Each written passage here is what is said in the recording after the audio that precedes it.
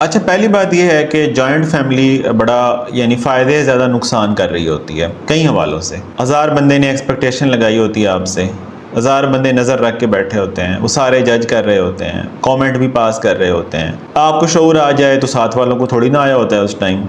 वो दूसरों के बच्चे साथ चल रहे होते हैं, मवाज़ने कर रहे होते हैं, बच्चे को खुद नज़र आ रहा होता है। बहुत से मसाइल हैं। अब मैं ये नहीं कहता कि जॉइंट फैमिली ख़त्म कर दें, क्योंकि ये मुमकिन नहीं है सबके लिए ना। हालात हर बंदे के अलग हैं, उनका एक सिस्टम है, उनकी एक अंडरस्टैंडिंग है। मैं ये नहीं कहता कि उखाड़ फेंकें।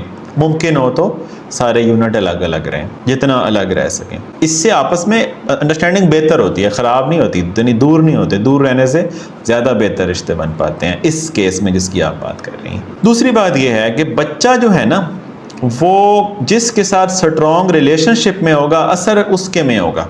असर तो होता है बच्चे पे। इवन जब मियाँ बीवी, बच्चा माँ के पेट में भी होता है और मियाँ बीवी लड़ते हैं, शाउट करते हैं, बच्चे की लिसनिंग स्टार्ट हो चुकी होती है माँ के पेट में, उसका भी असर बच्चे के ब्रेन पे होता है। तो लड़ाई झगड़े जो हैं, इसमें बच्चा विक्टिम बनता है, ये बात ठीक है। उसकी मेंटल हेल्थ भी अफेक्ट होती है, उसकी इमोशनल हेल्थ भी अफेक्ट होती है।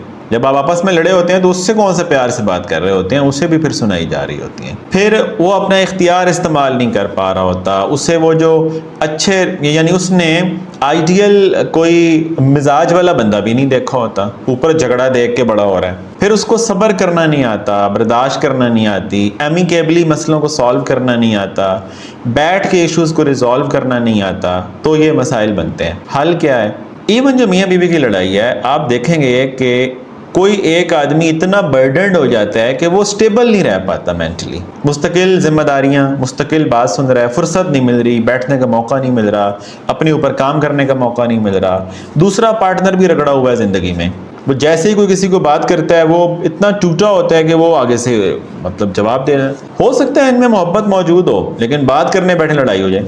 क्यों लड़ाई हो जाती है? क्योंकि वो टेम्परामेंटली इतने डिस्टर्ब हैं कि जरा सी बात उन्हें ट्रिगर कर देती है। आप इस बात को समझे ना। मेल भी एक तरफ पिसा हुआ है, उस पर माली जिम्मेदारी है, उस पर सारी गुफ्तगू बीवी के थ्रू भी उस तक आ रही है, मदर के थ्रू भी आ रही है। वो अगर तो मेंटली स्ट्रॉन्ग है तो संभाल लेगा, पर वो भी तो इस मुआशरे में टूटा हारा हुआ है ना, तो वो उसको संभाल नहीं पाएगा, तो वो रिएक्शन देगा। रिएक्शन किधर देगा? जहां वीक एरिया होगा वहां ज्यादा रिएक्शन निकल जाएगा। ठीक है, तो ऐसी कंडीशन में लोग आ जाते हैं। इसका ये मतलब नहीं है कि रिश्ता खत्म करें, इसका ये मतलब नहीं है कि मोहब्बत नहीं होती, इसका ये मतलब नहीं है कि चल नहीं सकते। इसका मतलब है कि थोड़ी सी अपने ऊपर काम करने की जरूरत है, रेजिलियंस को बढ़ाने की जरूरत है, यानी अपने मिजाज पे और दूसरे आदमी के साथ रिश्ता बेहतर कर। जब अपने मिजाज पे काम करेंगे ना, फायदा दूसरे को होता है। अगर मैंने ताने मारना छोड़ दिए हैं तो फायदा किसको होगा? जो मेरे साथ रहता है। अगर मैंने बातें सुनाना छोड़ दी हैं तो फायदा किसको होगा? जो मेरे साथ रहता है। अगर मैं पोलाइट हो गया हूं, मैं एग्रेसिव नहीं हो रहा, मैं चिल्ला नहीं रहा, तो फायदा किसको होगा?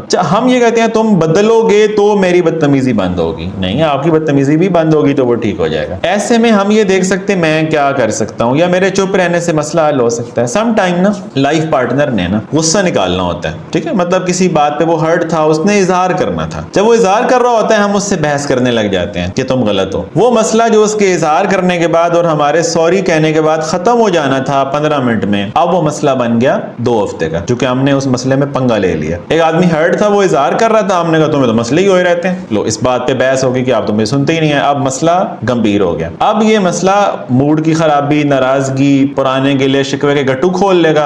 अब आप अजीब उसमें फंस गए हैं। तो अगर इसमें से एक भी आदमी ठंडे मिजाज में रहता और सुनता कि मतलब वो ये समझता कि हाँ ये इस बात पे हर्ट है, फिलहाल लेक्चर देने से ज्यादा ना उसे समझने की जरूरत होती है। लोग हमेशा आपको मसला इसलिए तो नहीं बता रहे होते कि उन्हें हल चाहिए होता है, इसलिए बता रहे होते हैं कोई सुनने वाला मिल जाए, कोई समझने वाला मिल जाए, तो उसको कंट्रोल किया जा सकता है जो वो सिनेरियो है। हाँ, बाकियों को आप ठीक नहीं कर सकते जॉइंट फैमिली में। आप क्या मैं उसको ठीक करूं? उसकी जिसकी गलतियां उस पर साबित करेंगे ना आप, वो आपसे दूर हो जाएगा। हर आदमी में बदलने का, सीखने का भी मिजाज नहीं है और आपका उससे ताल्लुक नहीं। वो पहले ये समझ रहा है कि आपकी वजह से सारे मसले हैं, वो समझ रहा है अपने तौर पे, आप उसको नहीं समझा पाएंगे। आप यानी हम उसकी बात का असर लेते हैं जिसको हम अपना मोहसिन मानते हैं। हम उसकी बात का असर थोड़ी लेते हैं जिसको हम समझ रहे हैं कि ये फसाद की जड़ है। उसकी बात का तो असर नहीं लेंगे, वो तो अच्छा भी करेगा तो उल्टा नजर आएगा। ऐसे में हम अपना पैराडाइम ठीक रख सकते हैं और हमें इस मर्ज से बाहर आ जाना चाहिए कि बाकी सारे क्या सोच रहे हैं।